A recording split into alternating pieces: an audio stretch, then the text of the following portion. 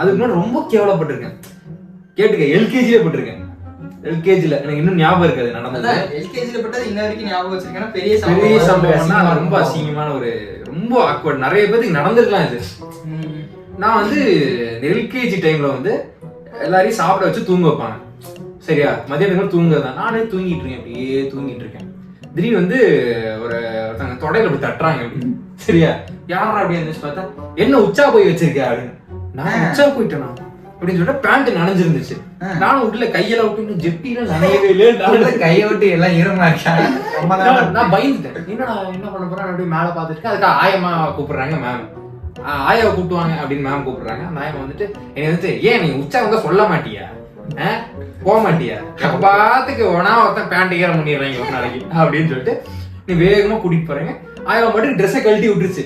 ட்ரெஸ்ஸை கழட்டி விட்டு நான் அப்படியே ஒண்ணுமே இல்லாம ஜெட்டி கூட போட நின்று இருக்கேன். நான் யோசிச்சேன், நான் போவே இல்லை நான் போவே இல்லை